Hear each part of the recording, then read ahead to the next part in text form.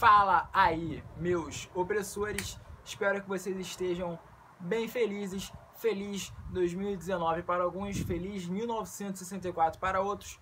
É a ditadura que voltou. Eu mesmo já tomei minha garrafa de pitu, já dei uns tiros com meu 38, já mandei minha mulher fazer faxina, lavar louça, ofendi alguns negros homossexuais que passavam por aqui, porque agora machismo, xenofobia, homofobia, tá tudo liberado, racismo também.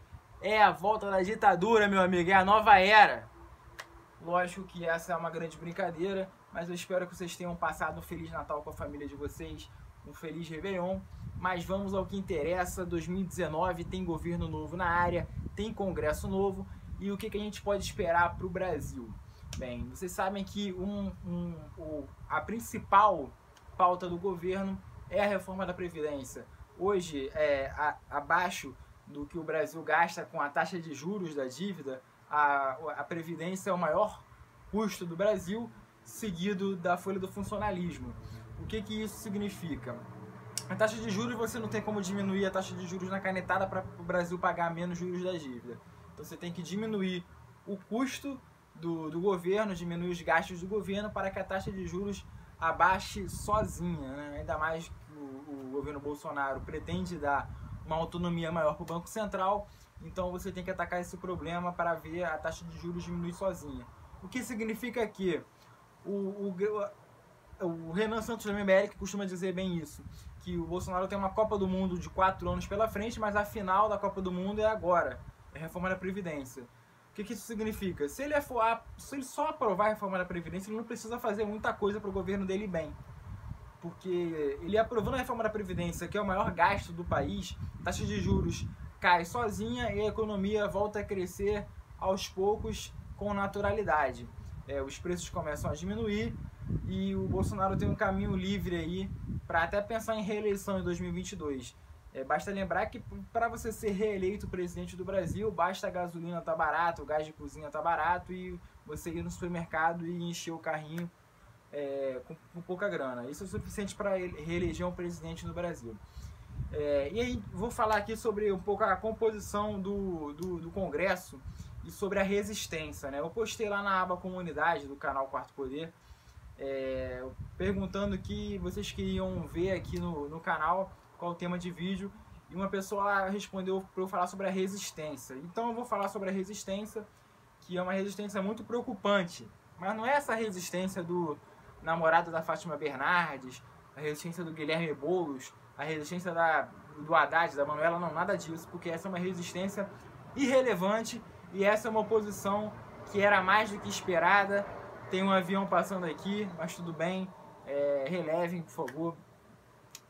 Essa é uma oposição que era mais do que esperada e toda democracia saudável tem uma oposição. É até bom ter uma oposição ferrenha, assim como o PT pretende ser, até em virtude de fiscalização, né?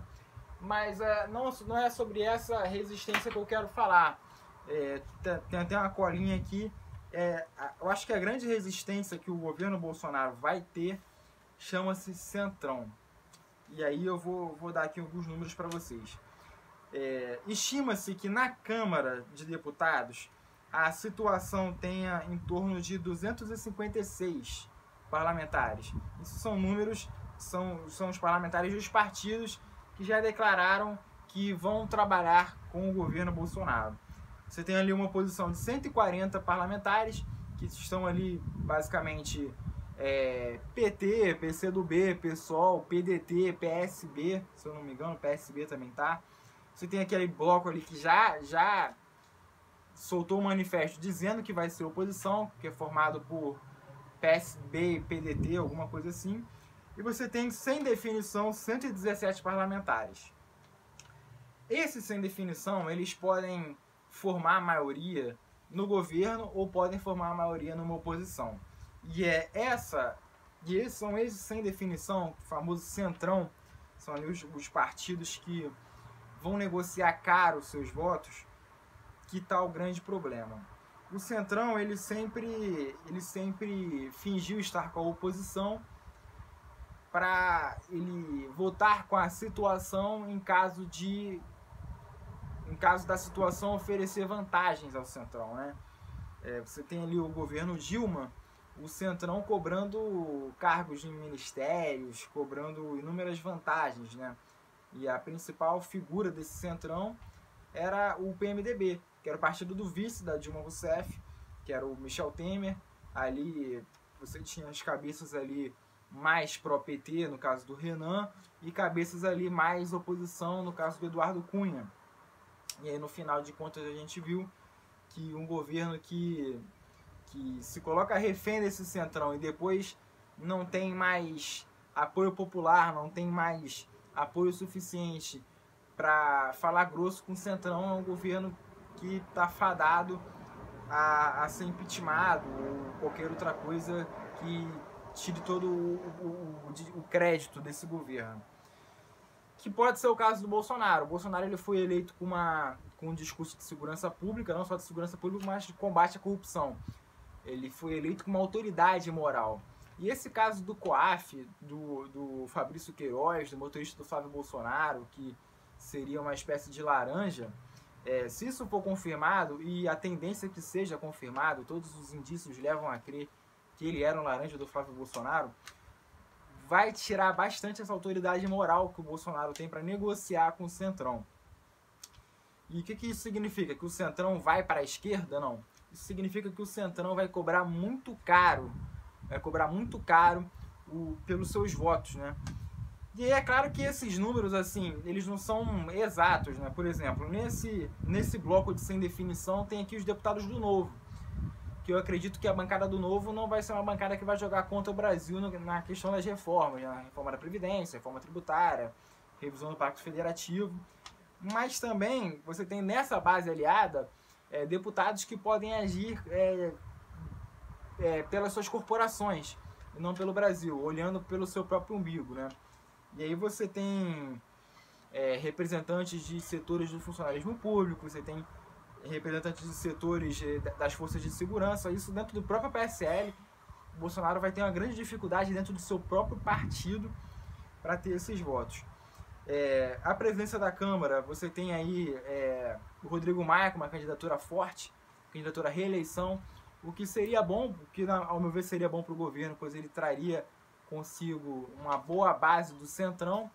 Você tem uma candidatura do Kim Kataguiri, que é um cara que eu espero que, embora seja difícil, eu espero que ele consiga chegar lá, porque eu acho que ele é um cara que vai pegar as pautas que o Brasil está precisando votar, mesmo que o Congresso está precisando votar para o Brasil andar. Eu acho que ele seria o nome perfeito para isso. Mas você tem o Senado, que historicamente o Senado não... O Brasil funciona no Congresso. O Senado só ratifica, pelo menos esse que tem sido o cenário de uns anos para cá.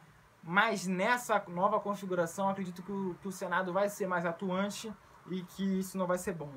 Que vai ser uma atuação mais pro mal mesmo, né? E no Senado, dos 80 e poucos senadores lá, não estou lembrado o número exato agora, você tem ali 13 de oposição, 33 com o governo e 35 sem definição. E ali capitaneados pelo Renan Calheiros, que é um grande cacique da velha política, cacique do centrão fisiologista ali do MDB, e com fortes possibilidades de ser conduzido à presidência do Senado. Isso é muito perigoso. Embora hoje você já tenha ali uma chapa sendo articulada, encabeçada pelo Tasso Gereissati, que apesar de não ser o nome perfeito, é uma ótima alternativa ao Renan Calheiros. Mas também você tem ali no Senado um bloco sem definição, que seria esse centrão, que vai se vender para um dos dois lados, muito forte, né? E por que eu digo que a oposição, sendo só a esquerda, não é irrelevante? Você tem um bloco de oposição de 140 deputados. 140 deputados não segura nenhum impeachment, entendeu? Só que a base do governo, sendo de 256 deputados, também não é suficiente para passar PEC. PEC você precisa de 3/5 da Câmara, em torno ali de 307 deputados. E por que a base do governo tem que ser uma base para passar PEC? Porque a gente precisa de PEC. O que é PEC? Proposta de emenda à Constituição. As principais pautas do país precisam ser aprovadas via PEC. Por exemplo, a reforma da Previdência tem que ser aprovada via PEC. Entendeu? Então, é um cenário que o Bolsonaro vai ter que ter jogo de cintura, vai ter que ter uma boa articulação, coisa que ele não demonstrou ter enquanto era parlamentar, enquanto parlamentar ali do baixo clero da Câmara. Ele vai ter que distribuir cargos, isso não vai ter jeito, mas o bom é que ele já está começando a vender caro esses cargos, os cargos de primeiro escalão, ministros.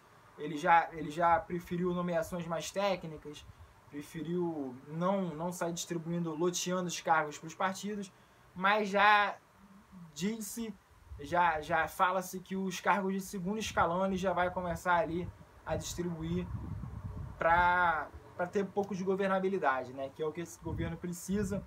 Nós precisamos de reformas e vamos torcer para que o país retome o caminho do crescimento aí. Quem sabe crescer aí uns 4% do PIB já em 2019. E queremos mais emprego, mais segurança pública e vamos cobrar aí. Esse ano eu pretendo gravar mais vídeos. Eu vou trocar de emprego esse ano, isso vai ser bom. Vou começar a trabalhar com política. Não vou dizer aqui nesse vídeo como que eu vou trabalhar, mas em breve eu vou estar dizendo para vocês. Eu acredito que esse canal vai ficar mais ativo. Então, galera, curtam aí a virada de ano. Se confraternizem com a família de vocês aí. Daqui a pouco tem a posse do Jair Bolsonaro. Se você está vendo esse vídeo assim que eu postei. E vamos cobrar desse novo governo. Vamos acreditar que o Brasil vai melhorar. Valeu, galera.